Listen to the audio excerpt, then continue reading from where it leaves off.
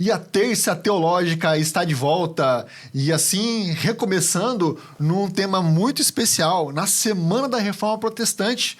E assim nós teremos essa discussão bem interessante, bem apropriada, principalmente para os nossos dias que refletem o que aconteceu lá na Reforma Protestante com Lutero, com Calvino e tantos outros, e um ponto, o qual foi o ponto de cisão para a Reforma Protestante, foi um tema muito especial para a religiosidade, para o cristianismo, que é justamente sobre o sola scriptura.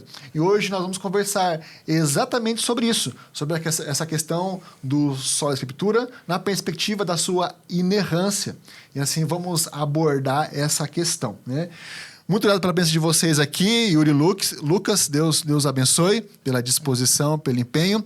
Vamos começar a nossa conversa. É claro que está fresquinho para vocês, né? Vocês usaram o livro A Palavra Inerrante na Escola Bíblica Dominical. É um tema muito importante. E agora, quando nós falamos sobre a suficiência das Escrituras, nós estamos lidando de uma questão, ou uma situação, ou uma discussão que não é tão favorável aos nossos dias. Até porque nós estamos numa época onde a verdade, né, a verdade absoluta é rejeitada, né? E como que a gente pode equivaler, ou como a gente pode trabalhar diante desse mundo secular que não vê verdade absoluta com a palavra de Deus, a qual nós afirmamos que ela é verdade absoluta? Como correlacionar essas duas coisas? Tudo bem. Bom, o primeiro ponto, eu acho que a gente precisa ter em mente, precisa trabalhar, é o que a própria palavra de Deus afirma sobre ela mesma, né? Uhum. E a palavra, em vários momentos, ela se autoafirma como sendo a palavra de Deus. Uhum. E sendo Deus alguém que não tem erros, né? Deus não comete pecados, Deus não erra, Deus é infalível, nós, por lógica, concluímos que a sua palavra também é infalível, também não erra, também não contém erros. Então esse é o nosso ponto de partida, né? Nós começamos a discussão a partir disso. E é claro que isso para os nossos dias, é algo radical, né?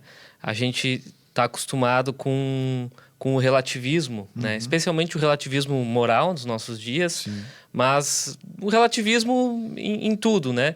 O que importa é cada um tem a sua verdade, né? Cada um pensa da sua forma, mas esse conceito do relativismo é um conceito que não se sustenta, que não é real, né? Ele não é real. De fato, as pessoas, apesar de terem uma mente relativista, elas de fato não vivem de maneira relativa o tempo todo. É impossível se viver de maneira relativa o tempo todo. Uhum. De forma que as pessoas vivem uma incoerência, né? Uhum. A gente sabe que verdades absolutas existem, né?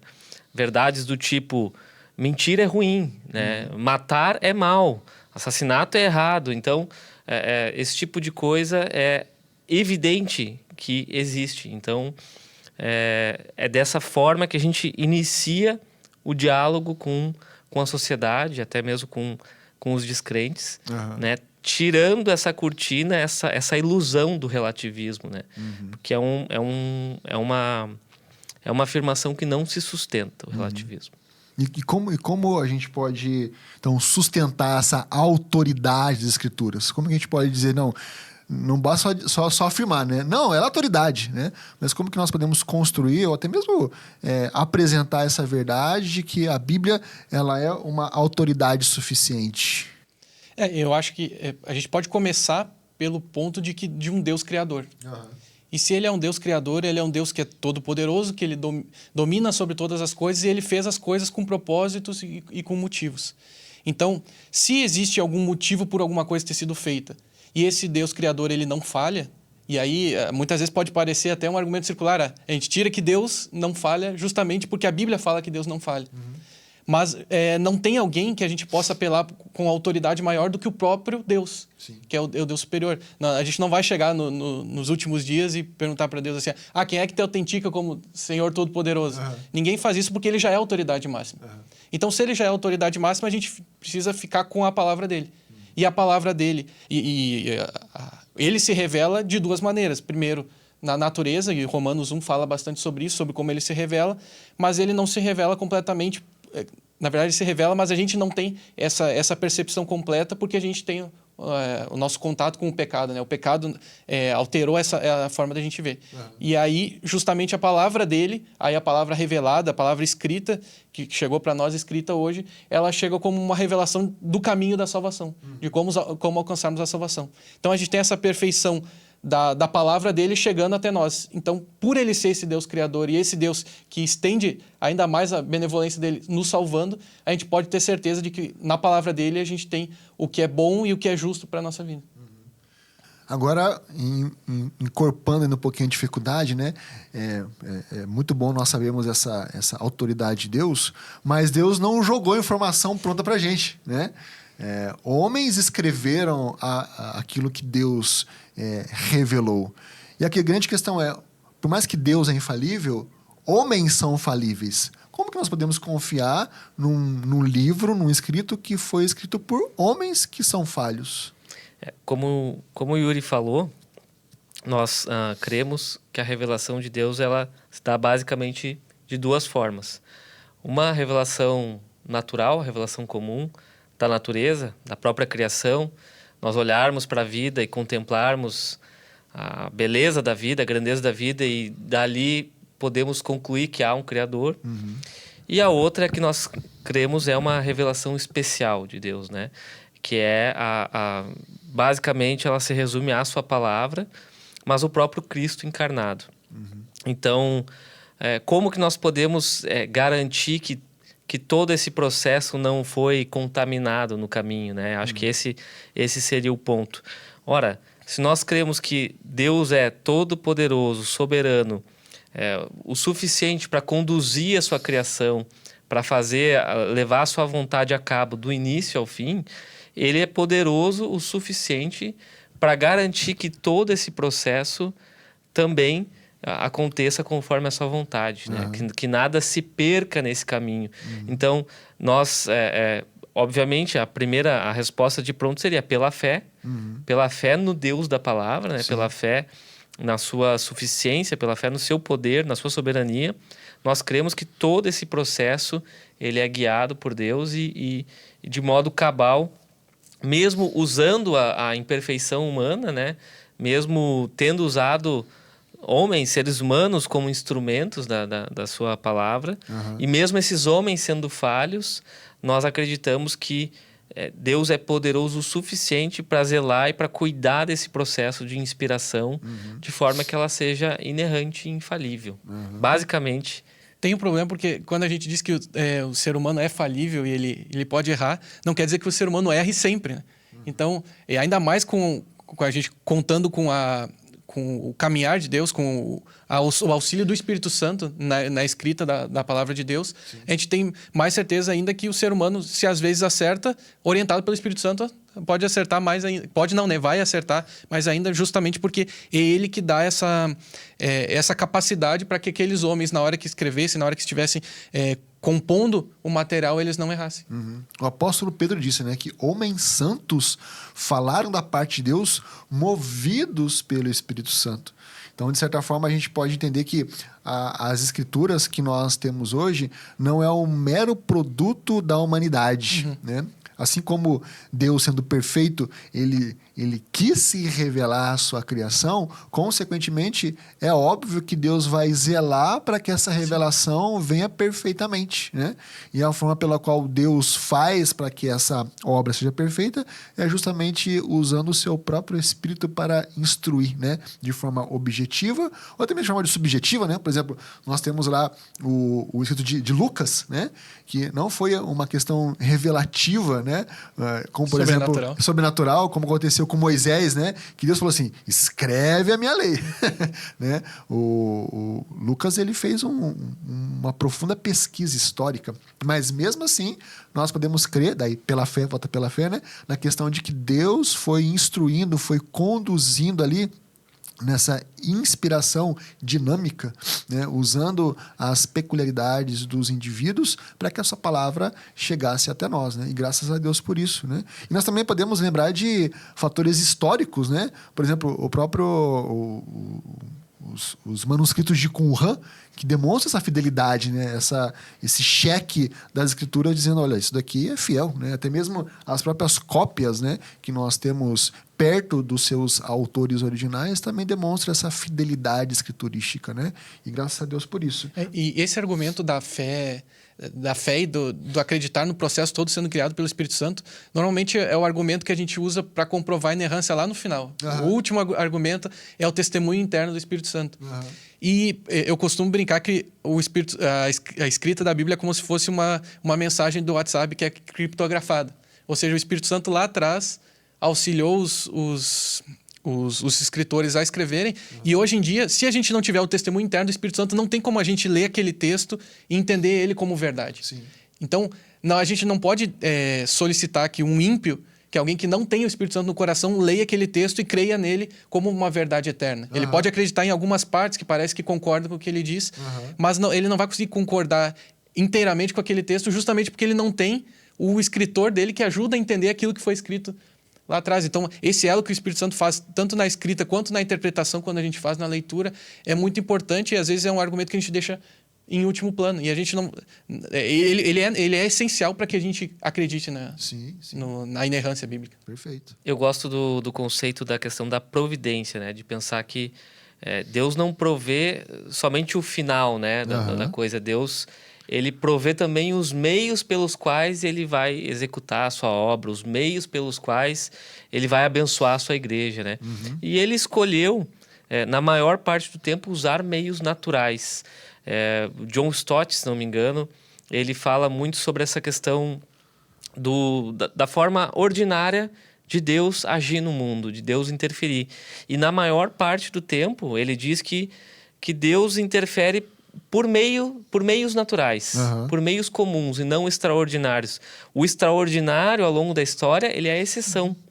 São pontos de exceção. Você tem lá o grande profeta Moisés realizando vários sinais e maravilhas, depois alguns profetas ali, e depois você tem Jesus e os apóstolos, né? Os sinais extraordinários, eles não são a via comum de Deus agir, mas sim os meios ordinários. E da mesma forma, ele providenciou que a sua revelação também, apesar de ser a inspiração ser extraordinária, mas o meio pelo qual ela chega até nós é por um meio comum.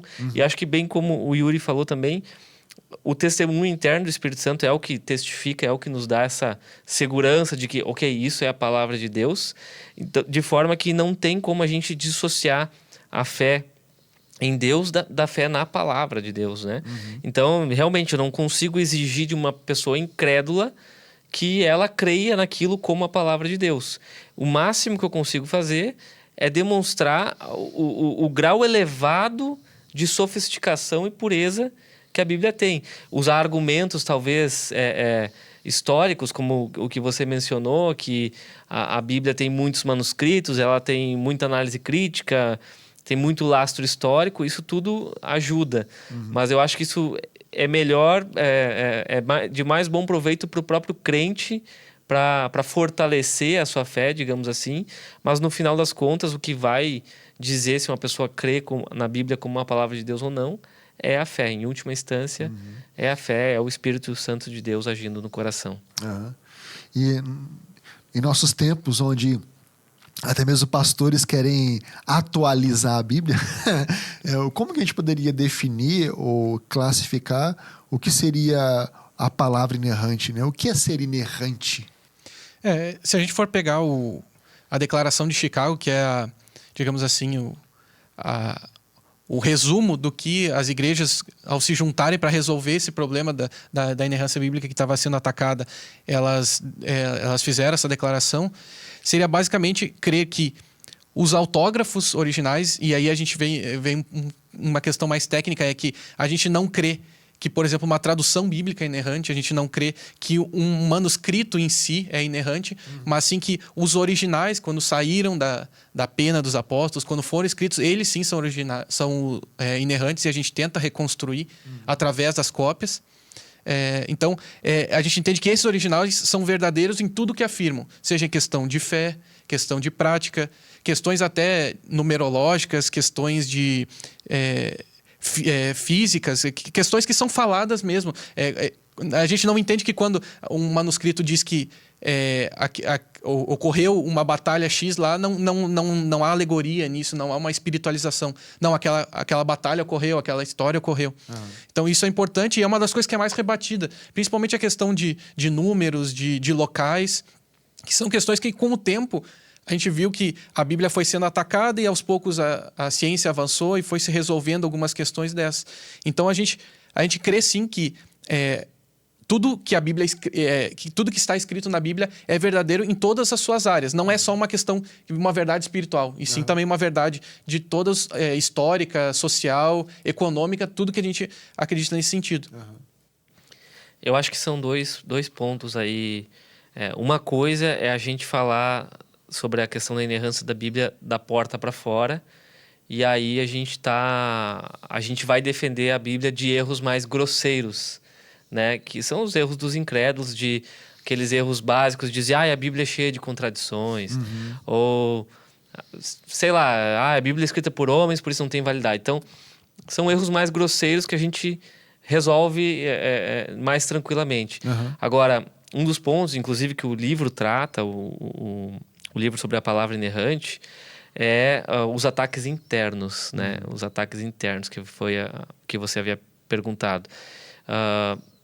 Aí a batalha é mais sutil, né? Aí eu entendo que a batalha é mais sutil, porque aí você vai ter pessoas que, em dado momento, elas se declaram cristãs, se declaram até mesmo evangélicas, mas relativizam preceitos bíblicos, vamos dizer assim. Então, aí a gente vai ter um pouquinho mais de dificuldade e a gente tem que ser um pouco mais habilidoso ao responder essas pessoas, né? Então, a gente vai ter que se apoiar na própria escritura, numa interpretação saudável do texto, e também na história da igreja, né? Numa interpretação saudável do texto baseado no que antigos já enfrentaram, porque muitas vezes os problemas que surgem são só novos problemas, novas heresias que são trazidas à tona. Então, eu acho que são dois problemas, dois ataques de direções distintas que a gente precisa responder de forma diferente, cada um deles. O livro traz uma definição aqui, quero abrir aspas para o autor, né? Ele fala o seguinte: inerrância é a qualidade de ser isento de erros, quer sejam causados por ignorância ou por engano. Uma vez que Deus não pode se enganar nem desconhecer, ele é inerrante naquilo que pensa e diz. Como a Escritura é a sua palavra, ela também é inerrante. E ele faz uma estrutura aqui, né, dizendo que, primeiro, sobre a inspiração, né, que a palavra de Deus é inspirada pelo Senhor, é entregue pelo Senhor. Depois vai falar que essa palavra ela é a autoridade de Deus, porque foi o próprio Deus que entregou a sua voz. Depois ele vai falar sobre a infalibilidade dessa Escritura, né? Bom, se foi Deus que apresentou, se Deus é autoridade, consequentemente, ela vai ser infalível, que por sua consequência ela será inerrante, né? Ou não haverá erros no seu conteúdo, né? E qual que é a importância disso para a interpretação das Escrituras? Como que a verdade, a doutrina da inerrância pode nos auxiliar a conseguir ler e interpretar de forma correta as Escrituras? Passando quando a gente estava estudando o livro, teve uma frase do Agostinho que me marcou ali. Eu não lembro exatamente como ela era, mas ele disse que quando ele não entendia um texto, ou ele não conseguia compreender completamente o texto no seu contexto, de acordo com toda a Bíblia, ou o problema estava no manuscrito que ele tinha, ou o problema estava na visão geral da época, ou o problema estava nele mesmo que não conseguia entender. Ou seja, ele nunca colocava como possível o erro no próprio Deus ou na própria Escritura. Ou seja, o erro está sempre em alguma coisa que está chegando em nós, ou a gente mesmo não consegue compreender. Ou o erro está em nós mesmos, porque algumas doutrinas são mais complicadas de a gente entender. Sim. Isso, eu acho que é o ponto inicial, para a gente entender que a gente precisa se submeter ao que o texto está nos dando. Mas a tradução, que eu falei agora há pouco, que a tradução ela não é inerrante. Sim, então por isso que a gente tem várias traduções, várias formas de entender o texto. A gente volta no texto original para tentar extrair o máximo, e aí a gente se submete ao texto. Eu acho que esse é o início de tudo. Então não é eu ler a Bíblia tentando pegar aquele texto e moldar ele com a minha vida de pecado ou com a minha vida do jeito que é hoje. Não, eu moldo a minha vida conforme o texto. O texto que me dá esse segmento. E aí, a partir disso, eu interpreto a minha vida. Interpreto as coisas ao meu redor. Então, acho que o ponto inicial é esse. No momento que a gente se submete ao texto, a gente não tem mais... a nossa chance de errar na interpretação, ela diminui muito. Ainda assim, a gente pode errar na forma que a gente pensa, mas se a gente se submeter ao texto, acho que esse é o ponto inicial. O ponto importante é a questão de reconhecer de quem é a autoridade, né? Sim. Se é daquele que entregou a palavra ou se é daquele que está lendo a palavra, né? E a importância também do próprio Espírito Santo, né? Como tendo um papel fundamental na nossa compreensão a respeito do conteúdo, né? A Bíblia, ela é o Evangelho, né? E a gente não consegue compreender o Evangelho simplesmente por uma questão racional, né? O apóstolo Paulo já disse que o Evangelho é loucura para quem não crê. Sim. Então,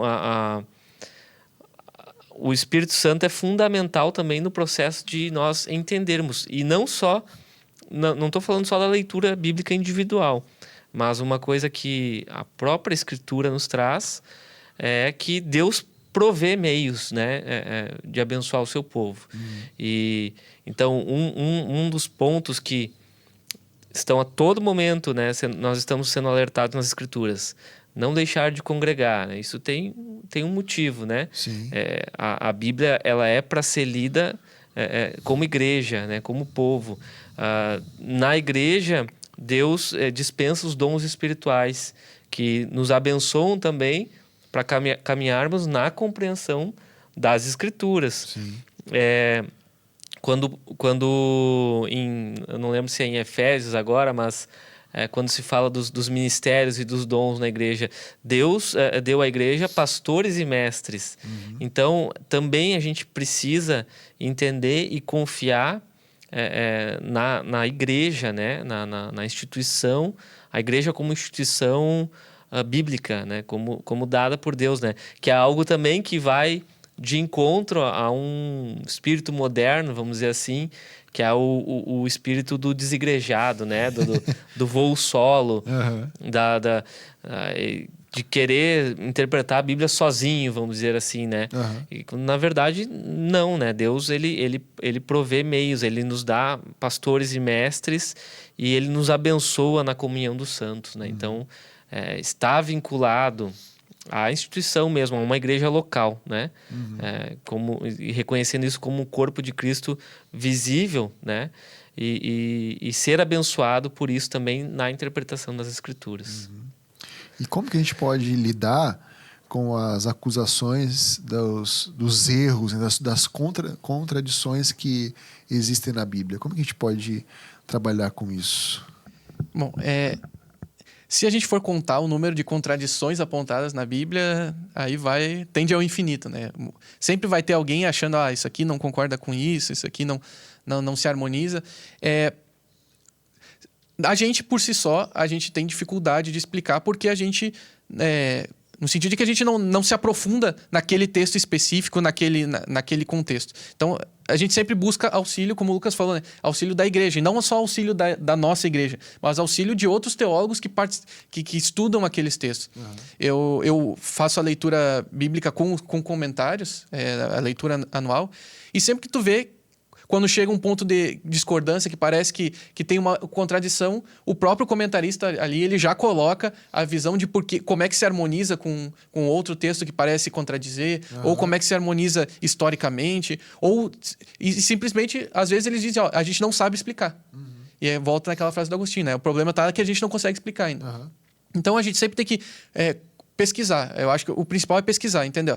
o texto ele está certo. O que pode acontecer, às vezes, a gente exigir do texto coisas que ele... com a nossa mente moderna, a gente quer que o texto fale, ele não fale. Por exemplo, o texto ele pode não querer ser preciso em questões de números. Existe a questão dos apóstolos, que um texto falava que eram 72 e outro fala que é 70. E outro texto fala que é 70. Eles estão se contradizendo? Não, simplesmente talvez colocou o número...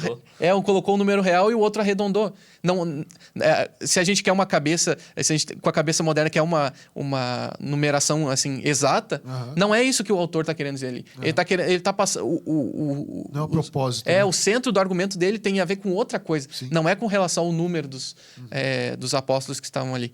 Então, a gente precisa, nesse sentido, buscar sempre uma explicação com pessoas ao nosso redor e com comentários que possam nos ajudar a entender isso. Quase toda contradição, digamos assim, ela tem uma explicação.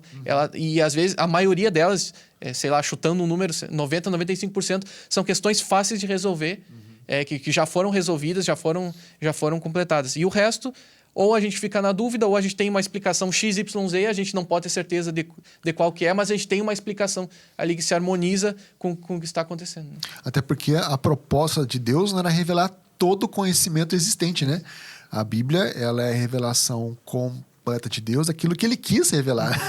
Então, Deus não entregou todas as informações do universo para nós, até porque a gente não consegue absorver tudo isso, né? E essas contradições, né? Essas aparentes contradições, na verdade, ao meu ver, podemos dizer que, na verdade, só vem para revelar a nossa pequenez, né? A nossa inferioridade diante desse Deus grandioso.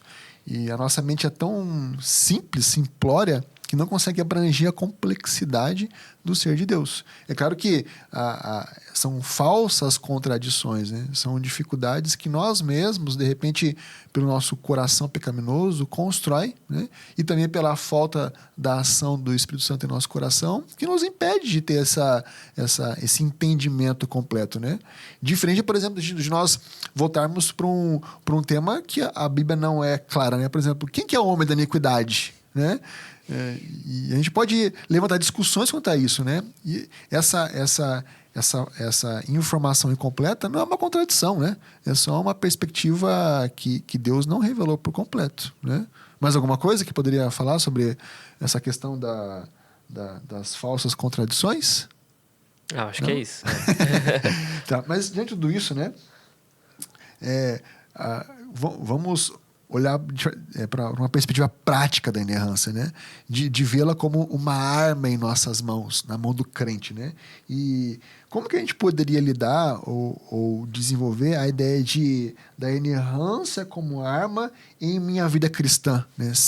Entendendo que ela é o poder de Deus entregue para nós, né?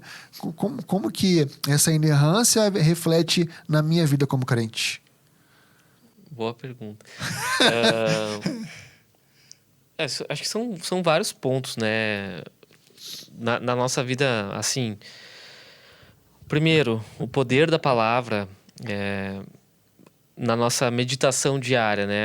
Se a palavra não é inerrante, a gente vai ter... se nós não cremos na inerrância da palavra, nós teremos algumas dificuldades para aplicação prática dela em nossas vidas. Mas é algo que eu acho muito difícil da gente desenvolver, uma vez que quando a gente lê os evangelhos, por exemplo, você vê palavras de Jesus, elas são extremamente profundas e poderosas. Então, a gente fala da autoevidência da palavra de Deus, né? Uhum. Ela é autoevidente ali, fica óbvio ao enxergar o texto, ao ler aquele texto, fica óbvio para nós, aquilo nos salta aos olhos, penetra o coração do crente. Então, ter a palavra, a Bíblia com a palavra de Deus, ela é um consolo, ela é fonte de descanso para nossa alma, de refúgio, de fortalecimento espiritual. Eu gosto muito de uma passagem que tem a ver com palavra, que é quando uma autoridade romana, não lembro exatamente quem, envia um destacamento de soldados romanos para prender Jesus. E quando eles chegam para prender Jesus, Jesus está falando, né? E aí eles não prendem Jesus, né? Eles voltam de mãos vazias, né? E aí quando eles retornam, assim, tá, e aí? Não prenderam o cara? E aí a resposta dos soldados foi assim, olha, a gente nunca viu um homem falar dessa forma. Nós nunca vimos. E eu acho que esse encontro místico assim que nós temos com a palavra de Deus, né? O crente precisa desfrutar disso, né? Na leitura, se encontrar com Deus ali no momento da leitura, no momento da meditação, e se encontrar com Jesus mesmo ali, né? Faz a leitura, não é só um estudo morto, né? É um devocional, é Deus falando contigo, é como a gente fala no culto público também, né? Quando a gente abre a Bíblia e lê, Deus está falando, né? Deus está falando.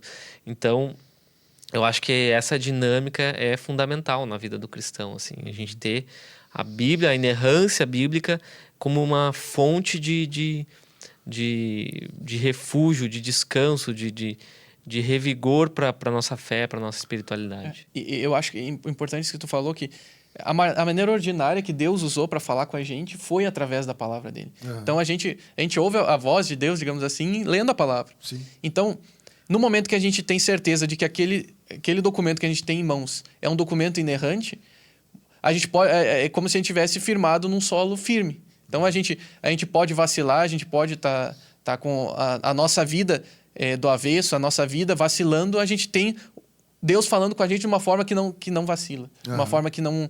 Então, é essa firme certeza do texto que a gente tem e de como a gente leva isso para o mundo lá fora também.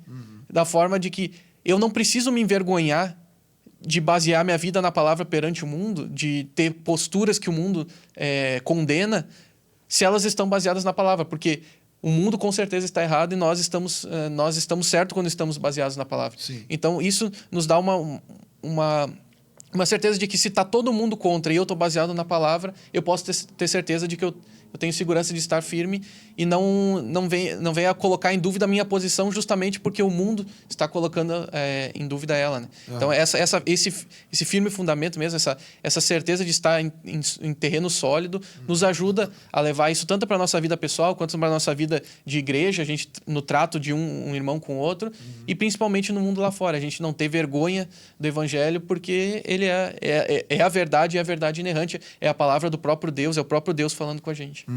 E, consequentemente, podendo vê-la como autoridade sobre a nossa vida, né? A palavra final acaba sendo das Escrituras, né? Da voz do nosso Senhor, não do nosso coração, né?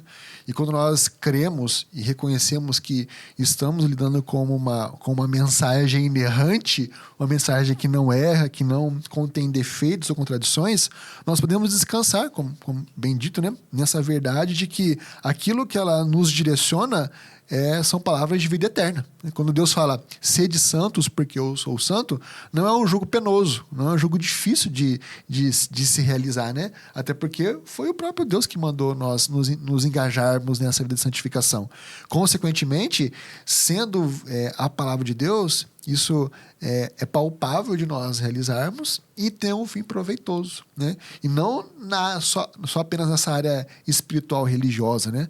Mas em todas as esferas da nossa vida, como vendo a palavra de Deus como a voz do Senhor, a autoridade suprema, infalível e inerrante, nós podemos descansar o nosso coração sobre ela, sabendo que o que ela vai fazer sobre a nossa vida é nos conduzir para uma vida correta e uma vida piedosa, né? Tudo que precisamos estará lá, né? A autoridade, a perfeição estará lá, para que nós apenas nos deleitemos nessa verdade. E além disso, como a inerrância como arma para a nossa vida cristã, nós também podemos vê-la como objeto para evangelização, né? Até porque, se nós estamos lidando com a palavra de Deus, que é a espada do Espírito, consequentemente, ela será eficaz para alcançar corações ímpios, né? A gente não existe evangelismo que não seja baseado na palavra de Deus. Todas as verdades que a gente tem... Que não seja baseado na palavra de Deus. Me embananei as palavras. Toda a forma tudo que a gente tenta fazer no evangelismo é justamente levar a verdade do evangelho para as pessoas. E a verdade do evangelho tá na palavra. Então, se a gente duvidar dessa inerrância, não tem nem por que a gente levar. Porque a gente está levando uma mensagem manca que não vai ajudar ninguém. Então, é importante que a gente tenha, quando está pregando o evangelho, ou quando está vivendo o evangelho diante das pessoas também, que seja de uma forma firme na palavra, né? Que a gente não venha a duvidar disso, porque e às vezes a gente tem na nossa vida a gente vacila um pouco, mas se a gente vacilar, que a palavra não vacile. Então, se a gente se agarra na palavra e ela que leva a gente... Tu falou agora do evangelismo, é para todas as áreas da nossa vida. Não, se a gente sabe que uma coisa é verdade, a gente se agarra nela e não deixa passar. Então, acho que é importante, e é importante a gente... não digo que memorizar seja a chave para resolver isso, mas normalmente quando a gente fala com algumas pessoas sobre o evangelho, a gente tem alguns versículos que nos orientem nesse sentido, e aí volta um ponto que eu não sei se a gente vai voltar depois ou não, mas que a gente precisa ter um contato frequente com a palavra. Não adianta a gente ler a palavra no domingo no culto e abandonar ela, e no outro domingo volta a ler de novo. Ela precisa ser uma coisa constante na nossa vida. E aí, no momento que a gente torna isso constante, a dinâmica do evangelho, a forma como o evangelho é apresentado das suas várias formas, desde lá do Antigo Testamento até o Novo, a gente consegue usar isso como ferramenta também na hora de evangelizar. O evangelismo, ele por si só, ele é desafiador. A gente, como ser humano falho, a gente muitas vezes se sente incapaz de levar a cabo essa tarefa, né? Ou insuficiente de ser capaz de convencer alguém. E é exatamente isso. A gente é incapaz de convencer alguém a respeito da verdade do evangelho. E nisso a gente se apega ao próprio evangelho, à escritura, né? À simplicidade do evangelho, né? De simplesmente...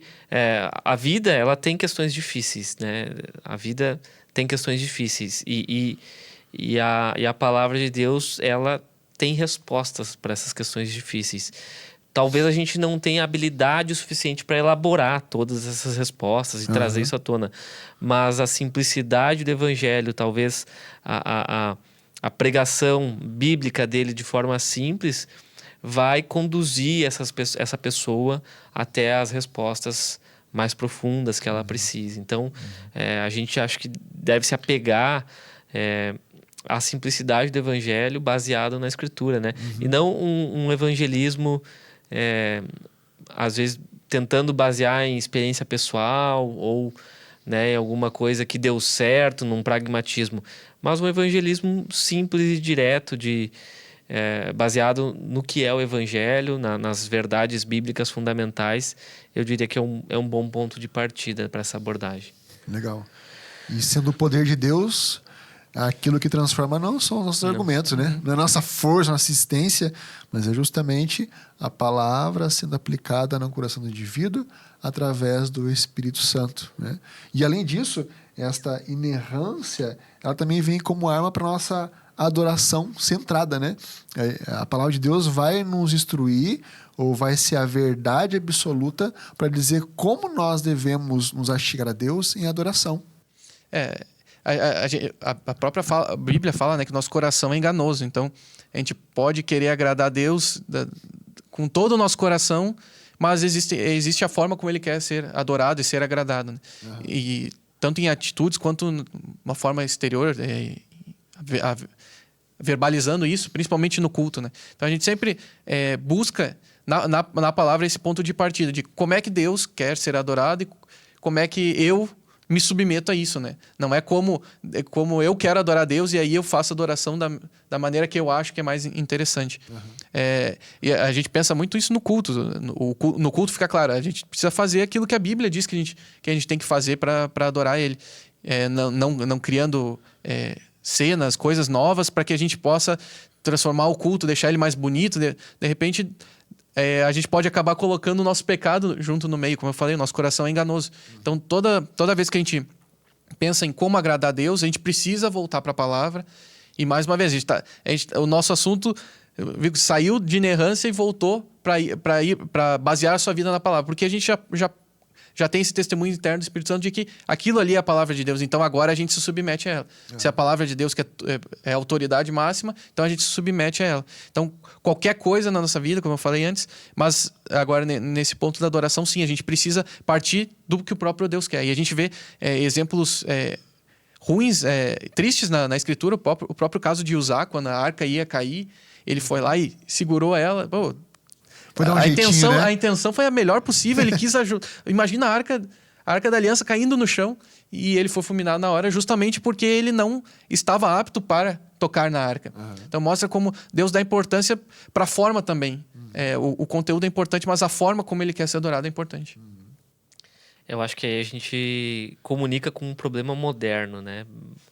Muito comum nos dias de hoje, essa coisa de querer moldar o culto, a nossa adoração à cultura, né? Então, acho que diz muito respeito ao diálogo com a cultura. E aí a gente, de novo, vai recorrer à Escritura para ter uma relação com a cultura que seja saudável, né? E lembrando que a gente tem pelo menos 3 formas de se relacionar com a cultura, né? Ou a gente não faz filtro nenhum e abraça e se deixa abraçar pela cultura, e mesmo sendo uma cultura mundana, profana, a gente rola na lama junto, né? Que é errado, claro, né, meus irmãos, por favor.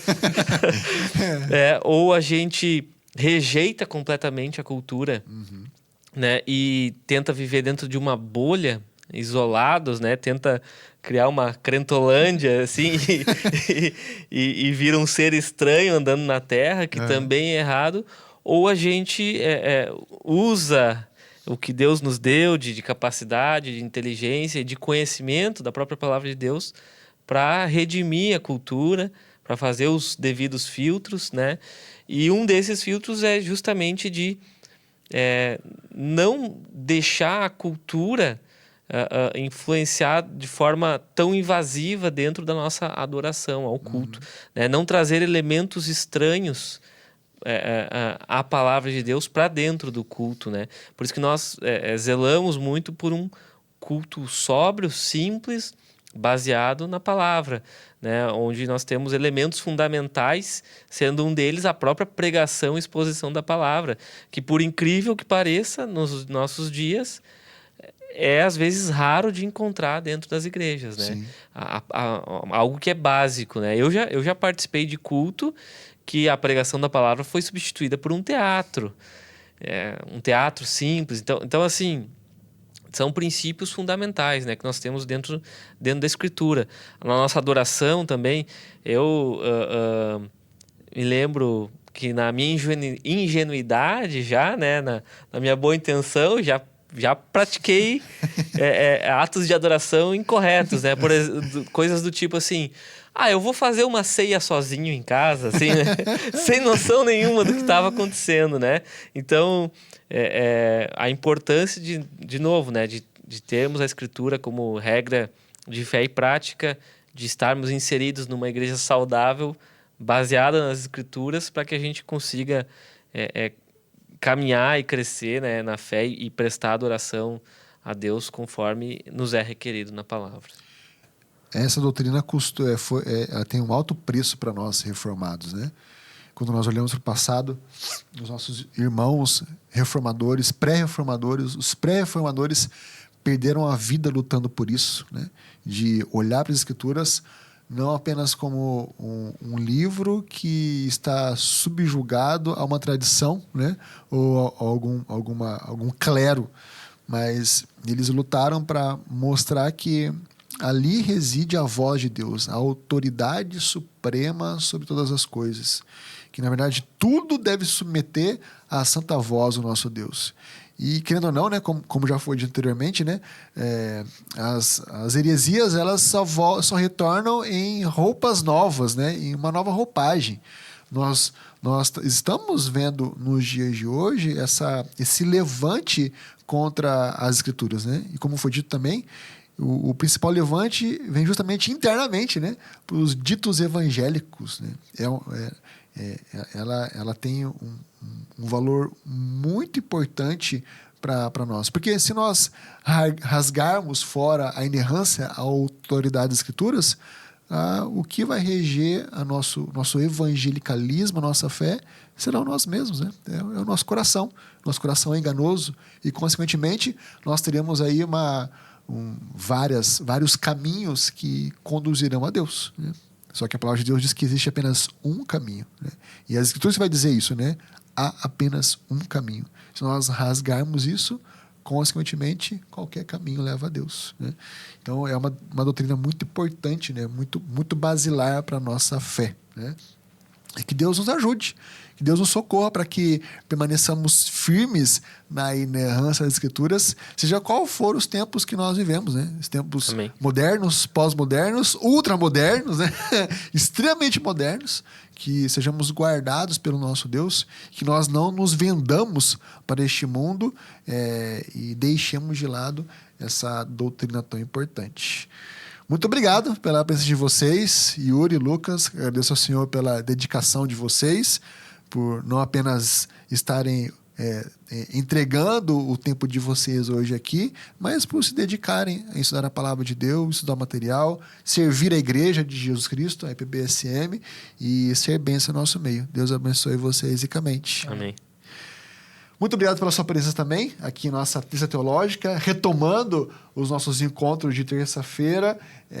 Hoje iniciamos justamente por causa da temática da Semana da Reforma Protestante. Lembrando que sábado, no dia 2, teremos o nosso congresso Reforma Protestante, Ruptura ou Revolução. Teremos ali 3 palestras sobre esse tema, e aqui estão os 3 palestrantes, né, o qual nós falaremos sobre esse acontecimento tão importante para a Igreja de Jesus Cristo. Espero vocês tanto no sábado, online, como também na próxima terça-feira, nossa Terça Teológica. Deus abençoe vocês. Até mais.